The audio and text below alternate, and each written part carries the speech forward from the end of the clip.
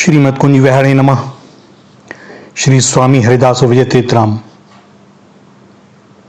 आज भगवत कृपा से बड़े संक्षेप में सदगुरु, शिष्य, मंत्र, दीक्षा और शिष्य के कर्तव्य के बारे में कुछ बातें। बड़ा ही गूढ़ और वृहद विषय है यह, किंतु अति संक्षेप रूप में इसे समझने की चेष्टा करें। सद्गुरु के क्या लक्षण हैं और उनकी प्राप्ति कैसे होती है। भैया, वर्तमान युग में सभी गुरु हो रखे हैं। गुरु और संत, यहाँ तक कि जगत गुरु इतने हो गए हैं कि उनकी संख्या बता पाना कठिन हो गया है। प्रायः एक अनुमान के अनुसार हमारे देश में अभी 1400-1500 जगत गुरु हो रखे हैं।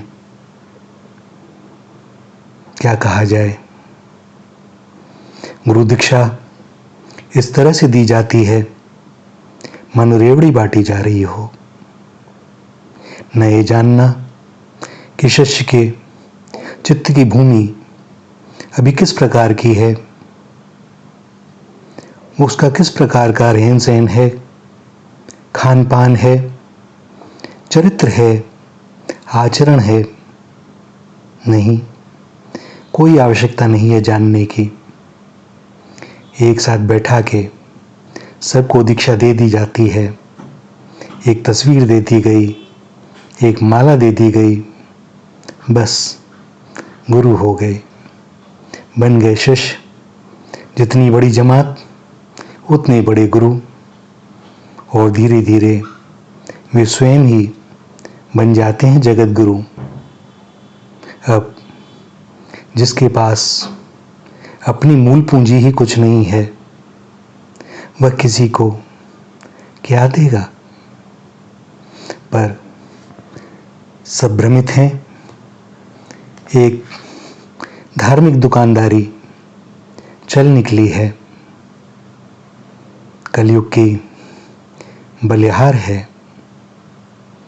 दीक्षा लेने वाले भी ऐसे कि जिनका ज़्यादा नाम हो, ज़्यादा बड़ा आश्रम हो, राजनीति में पहुंच हो, जिनका मान सम्मान लोग करते हों, बड़े भव्य कार्यक्रम होते हों, ऐसे को गुरु बनाना चाहिए ताकि गर्व से कह सकें वे हमारे गुरु हैं। गुरु के साथ हमारा भी तो कुछ स्टेटस है ना भाई। यह स्थिति हो रखी है। भगवान को पाना ही कौन चाहता है। बस ऊपरी दिखावा रह गया है हम लोगों में।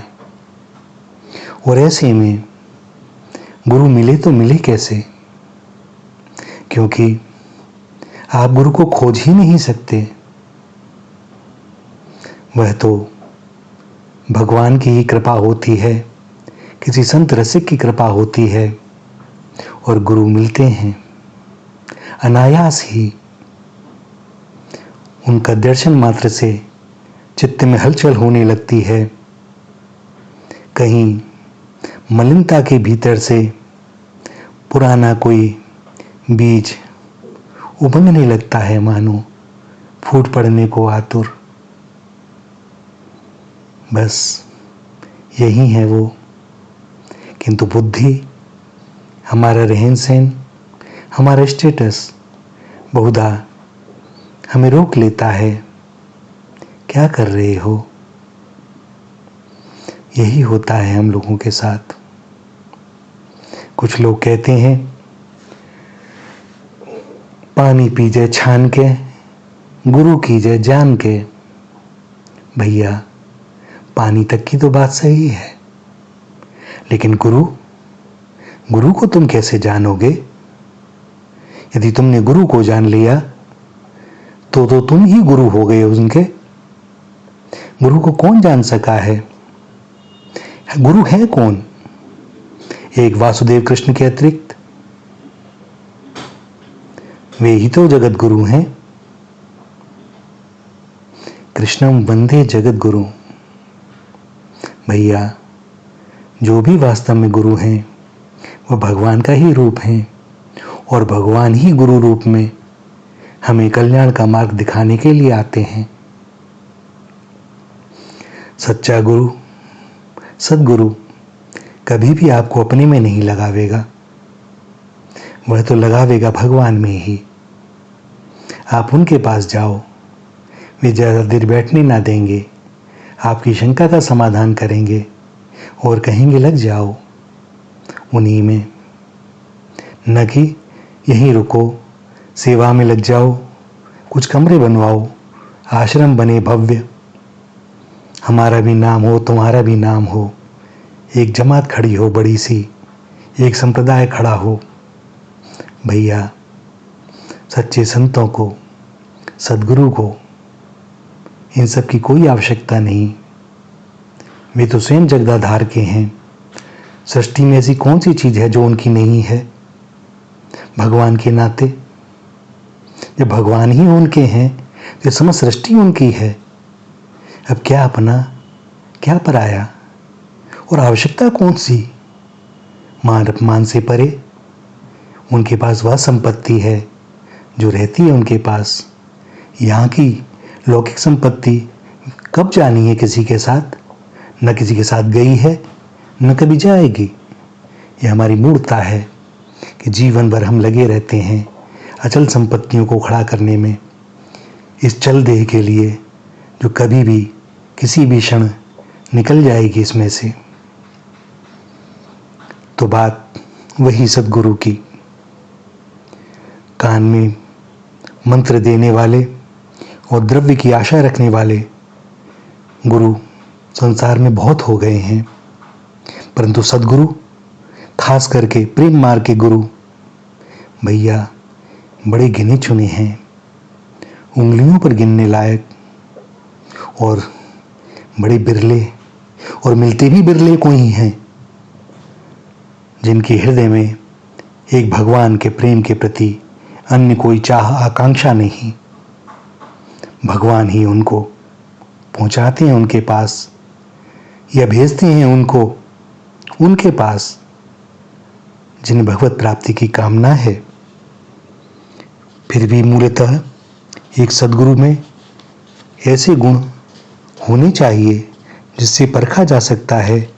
कुछ गुरु उन्हें कहते हैं जो शांत हों, किसी से बैर ना हो, भगवान के भक्त हों, भगवान के सिवा जिनको दूसरा कोई प्रयोजन ना हो, श्री कृष्ण ही जिनका अनन्य साधन हो, अनन्य आश्रय हो, जो बुद्धिमान हो, काम और क्रोध से परे, श्री कृष्ण रस तत्व के जानने वाले हों, श्री कृष्ण के मंत्र ज्ञाताओं में श्रेष्ठ हों, और जो सदा श्री कृष्ण के मंत्र का ही आश्रय रखते हों, लोभ से सर्वथा रहित हों, अंदर से और बाहर से मन और व्यवहार में पवित्र हों, सच्चे धर्म का उपदेश कर सकते हों, सदाचार का पालन करते हों, और उनके आचरण से यह अनुभव किया जा सके कि चरित्र होता क्या है, आचरण होता क्या है, सेवा होती क्या है। श्री राधा कृष्ण तत्व के जानने वाले संप्रदाय में हों, जिनका हृदय कृपा से पूर्ण हो और जो भोग और मोक्ष दोनों में ही राग न रखते हों, क्योंकि यह दोनों ही ठीक नहीं है। ऐसे सद्गुरु की शरण में जाकर अधिकारी शिष्य को श्री कृष्ण मंत्र की दीक्षा ग्रहण करनी चाहिए। अब प्रश्न यह उठा, तो फिर अधिकारी कौन है जो शिष्यत्व को प्राप्त कर सके? शिष्य, प्रेम मार्ग के अधिकारी शिष्य में सबसे पहला गुण तो यह होना चाहिए कि भगवान में उसकी सहज भक्ति हो। श्री कृष्ण में जिनकी भक्ति नहीं है, वे अन्य सभी गुणों से विभूषित होने पर भी अधिकारी नहीं है। भक्ति के साथ ही कृतज्ञता, निर्भावनीयता, विनय, सरलता, श्रद्धा आदि गुणों का होना भी आवश्यक। दंभी, लोभी या कामी क्रोधी को गुरु को दीक्षा नहीं देनी चाहिए। शास्त्रों में कहा गया है, जो श्री कृष्ण का अनन्य भक्त हो और दंभ, लोभ, काम और क्रोध से रहित हो, उसी व्यक्ति को भगवान के विषय में बतलाना चाहिए, दीक्षा देनी चाहिए। परंतु ऐसे अधिकारी को भी कुछ वर्ष तक उसकी परीक्षा करने के उपरांत ही मंत्र दीक्षा देना उचित है। मंत्र दीक्षा तो क्या, कौन सा मंत्र? भैया, मंत्र तो गुरु ही देता है। श्री प्रियालाल जी की कृपा से उसके हृदय में जो भाव आता है और शिष्य का जिस स्वरूप के साथ, जिस भाव के साथ भगवान का संबंध होता है, प्रीता होती है, उसी प्रकार का मंत्र गुरु उनको देता है ताकि उसके विश्वास, उसकी भक्ति परिपक्व हो। षोड़ाक्षर मंत्र, दशाक्षर मंत्र, अष्टाक्षर मंत्र आदि अनेक मंत्र हैं जो प्रियालाल जी की सन्निधि प्राप्त करा सकते हैं। इन मंत्रों का आश्रय ग्रहण करने से, गुरु के आज्ञानुसार जप करने से निश्चय ही भगवान की कृपा प्राप्त होती है। मंत्रों में सबसे प्रधान बात भक्त के, शिष्य के श्रद्धा और विश्वास की है। कोई भी देशकाल, नियम, शोधन आदि की विशेष आवश्यकता इन मंत्रों में नहीं पड़ती, क्योंकि यह गुरु प्रदत्त हैं। पहले ही इन मंत्रों को भगवत कृपा से दिया गया है, तो अब क्या शेष रहा? बस श्रद्धा के साथ, विश्वास के साथ जपे चले जाएं। गुरु ने कहा है, भगवान का मंत्र है, वे मुझे मिलेंगे ही, वे मुझसे मिले बिना रह नहीं सकते। अब मंत्र की दीक्षा कैसे लेनी चाहिए? सद्गुरु की शरण में जाकर उनके बताए अनुसार साधन में लगना चाहिए। गुरु की सेवा करें। सेवा का अर्थ यह नहीं कि हम उनके साथ ही रहने लग जाएं। यथासंभव जो बन पड़े, आपको ऊपर से जो दिखती है, क्योंकि सद्गुरु तो कभी सेवा के लिए बोल ही नहीं सकता या आपको यह सेवा करनी है। सेवा तो खोजनी पड़ती है भैया, और प्रेमी जो होता है ना, वो खोज लेता है। जैसे भगवान राम की सेवा जब सब भाइयों ने देखा कि हनुमान जी सेवा का कोई भी अवसर नहीं देते, तो उन्होंने आपस में विचार विमर्श किया और सारी सेवाएं आपस में बांट ली। हनुमान जी से कहा, हनुमान जी महाराज, भैया अब आपके लिए कोई सेवा नहीं है। हनुमान जी बड़े दुखी, प्रभु का दर्शन ना करें, सेवा ना करें तो कैसे दिन व्यतीत हो? उनके तो प्राण बसते हैं राम में। और उन्होंने सेवा खोज ली। क्या खोजी? उन्होंने कहा, भगवान राम को जब जमाई आएगी तो मैं चुटकी बजाऊंगा। और सब बड़े प्रसन्न कि यह तो कोई सेवा है नहीं, कर ही नहीं सकेंगे। भगवान राम जब अंतपुर में गए, सोने के लिए जा रहे हैं, और हनुमान जी महाराज राजमहल के कंगूरे पे बैठ के चुटकी बजाने लगे कि ना जाने कब प्रभु को जमाई आ जाए, मैं उन्हें देख नहीं सकता, मैं अंदर जा नहीं सकता, तो मेरी सेवा तो चलती रहे। और हनुमान जी चुटकी बजाते जा रहे हैं और भगवान राम जमाई पर जमाई लिए चले जा रहे हैं। सब बड़े परेशान, बड़े दुखी। गुरु वशिष्ठ को बुलाया गया। वशिष्ठ जी ने देखा चारों ओर, हनुमान जी दिखाई नहीं देते। पूछा, हनुमान कहाँ हैं? खोजा तो मालूम पड़ा वे चुटकी बजा रहे हैं। उन्हें बुलाया गया। सब भाइयों ने अपनी भूल स्वीकार करी और सारी सेवाएं पुनः हनुमान जी महाराज को प्रदान कर दी गई। हनुमान जी महाराज भी प्रसन्न, भगवान रामचंद्र भी प्रसन्न, और राम जी के कारण पूरी अयोध्या सब प्रसन्न। तो भाई, इस प्रकार सेवा तो खोजी जाती है। गुरु जब उचित समझें तब वह मंत्र शिष्य को ग्रहण करना चाहिए। धैर्यपूर्वक प्रतीक्षा करे, अपने आचरणों को अनुकूल करने का प्रयास करे, अपने अवगुणों को यथासंभव कम से कमतर करने का प्रयास करे, और न हो तो उसके लिए सच्चे हृदय से भगवान से प्रार्थना करे। भगवान और गुरु सर्वसमर्थ हैं, कुछ भी कर सकते हैं। प्रार्थना सच्चे हृदय से हो, नाथ मैं नहीं कर पा रहा हूँ, आश्रित हूँ आपका, आप ही कृपा करें। क्योंकि जन्म जन्मांतरों का प्रारब्ध है, संस्कार है।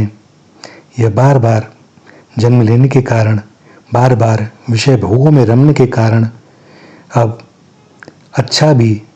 मुझे अच्छा प्रतीत नहीं होता। स्वभाव ऐसा हो गया है, जैसे रोगी हो ना कोई, ज्वर आ जाए, अब उसका मुंह कड़वा हो जाता है। आप उसे मिश्री भी दो, रसगुल्ला भी खिलाओ, तो उसका स्वाद भी उसे कड़वा ही आता है। तो बात यह नहीं है कि मिश्री या रसगुल्ला कड़वा हो गया, क्योंकि दूसरे लोग जानते हैं कि वह तो मीठा है ही, किंतु जब उसका ज्वर समाप्त हो जाएगा, रोग समाप्त हो जाएगा, तब उसी रसगुल्ले और मिश्री में उसे रस आने लगेगा। तो रस न आने का कारण है कि अभी वह स्वस्थ नहीं है। इसी प्रकार हम भवरोग से ग्रस्त हैं और सद्गुरु और भगवान हमारी चिकित्सा करते रहते हैं, स्वस्थ करने का चेष्टा करते रहते हैं। और जब स्वस्थ हो जाएंगे तो बस इसी नाम में, इसी मंत्र में हमें रस आने लगेगा, और फिर बात ही क्या। और जब तक सद्गुरु ना हो तब तक भगवान से प्रार्थना करते रहें, हे नाथ मुझ पर कृपा करें, और मन ही मन भगवान को परम गुरु मानकर उन्हीं से प्रार्थना करते रहें, सच्चे हृदय से क्रंदन करते रहें। गोपी भाव के उपासकों को ललिता जी आदि किसी महान गोपी को गुरु मानकर उनसे मानस मंत्र की प्रार्थना करनी चाहिए। दीक्षा के अनेक भेद हैं, किंतु भक्ति के साधकों को उन्हें जानने की कोई विशेष आवश्यकता भी नहीं है। मंत्र दीक्षा के बाद क्या करना चाहिए? मंत्र दीक्षा के बाद शिष्य का कर्तव्य बतलाते हुए भगवान शंकर ने कुछ बातें कही हैं। मंत्र दीक्षा प्राप्त होने पर बुद्धिमान शिष्य भक्ति पूर्वक सद्गुरु की सेवा करते हुए निरंतर इष्ट देव के भजन में लगे रहें। दूसरों को कोई दुख ना दें, किसी को भी कोई कटु शब्द ना कहें। इस लोक और परलोक की सारी चिंताओं को छोड़ दें। इस लोक में पूर्व कर्म के अनुसार फल मिलेगा, और आगे भगवान श्री कृष्ण स्वयं मंगल करेंगे, ऐसा सोचकर निश्चिंत हो जाएं और भगवान की पूजा में लगे रहें। परंतु पूजा में यह भाव कभी मन में ना आने दें कि मेरे इस लोक और परलोक की भलाई के लिए मैं कोई पूजा कर रहा हूँ, या भगवान से कोई कामना या प्रार्थना कर रहा हूँ। भगवान की भजन पूजन को विषय सुख का साधन कभी ना बनाएं। जैसे बहुत समय से विदेश गए हुए पति की पतिपरायण स्त्री केवल उस पति पर ही प्रेम करती हुई, एकमात्र उसी के संग की आकांक्षा करती हुई सदा सर्वदा अपने पति के गुणों का स्मरण करती है, उनके स्वभाव का स्मरण करती है, उनके गुणों को गाती है, सुनती है।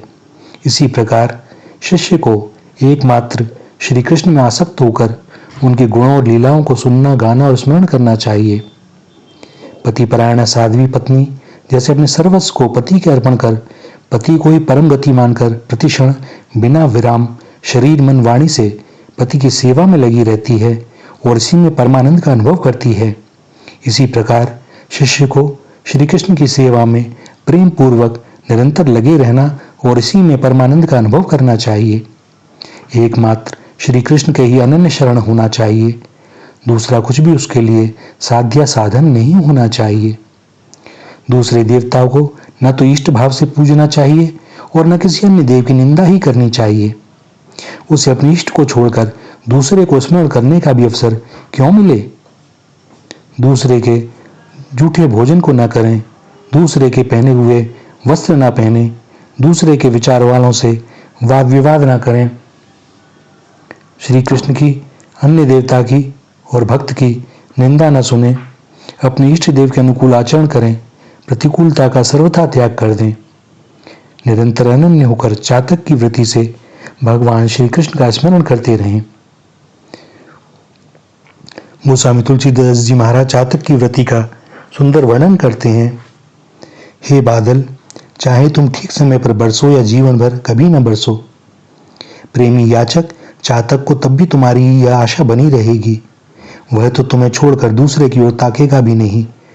जल न बरसाकर यदि मेघ उल्टे चातक के ऊपर ओले बरसाने लगे, डरा डरा कर गरजें और कठोर वज्र ही क्यों न गिरावें, तब भी प्रेमी चातक क्या मेघ को छोड़कर कभी दूसरे की ओर ताकता भी है?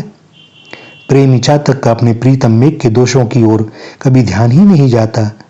चाहे वह कुछ भी करे, प्रेम के समुद्र का नाप तोल कभी हो नहीं सकता। चातक अपनी टेक पर अड़ा रहता है। उसने जीते हुए जी मेघ को छोड़कर दूसरों के सामने कभी अपनी गर्दन झुकाई नहीं और मरते हुए भी गंगा जल में अर्धजली नहीं मांगी।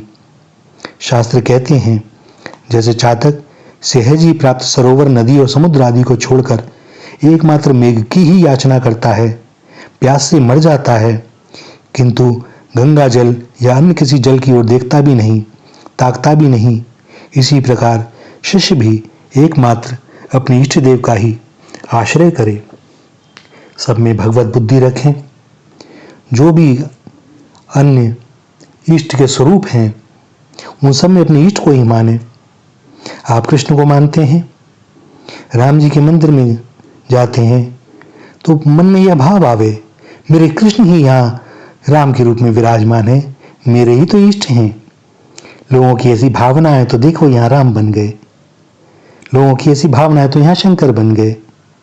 जो भी हमारा इष्ट है सब में वही दिखाई दें, उनके अतिरिक्त कोई रह न जावे। सदगुरु की कृपा से ऐसा होता है, क्योंकि सदगुरु और भगवान इन दोनों में कोई भेद नहीं है। वही बात ना, कृष्णम वंदे जगत गुरु, तो गुरु कौन? भैया स्वयं कृष्ण ही तो, वही तो सदगुरु रूप में आए हैं। बाकी गुरुओं की बात अलग भैया, सदगुरु की बात अलग। यह कलयुग है, समय बड़ा बलवान है, युग धर्म है। भगवान की ओर जितनी आज सत्संग, कथाएं, प्रवचन आदि हो रहे हैं, भैया किसी युग में नहीं हुए, किंतु सुधार नहीं हो रहा कहीं भी, क्योंकि जो दे रहे हैं उनका आचरण उस प्रकार का नहीं है। और जब तक किसी का आचरण वैसा नहीं होगा तो उसकी बातों का भी प्रभाव नहीं पड़ेगा। जब तक वहां बैठे हैं तब तक बातें बड़ी अच्छी लगती हैं। अच्छी क्यों लगती हैं? क्योंकि वो भगवान की बातें हैं। जो कही जा रही है वह शास्त्रों के वचन हैं। जो कुछ भी है संतों रचकों का उच्छिष्ट ही है, तो भला तो वह है ही, लेकिन उसका असर क्यों नहीं होता? क्योंकि श्रोता और वक्ता दोनों ही आचरण शून्य हैं। किसी कोई संत रसिक ऐसा मिल जाए जिसका आचरण वैसा हो, तो निश्चय ही उसकी कही हुई बातों का प्रभाव पड़ता है, बहुत समय तक रहता है। और बार बार जब आप उनके पास जाते हैं, सत्संग होता है, तो वहाँ की ऊर्जा, वहाँ के परमाणु हमारे ऊपर भी धीरे धीरे छा जाते हैं। और भाई, रसिकों के साथ रहोगे तो बात ही अलग होगी। यह छूत का रोग है, एक वायरस की तरह से फैलता वहीं है।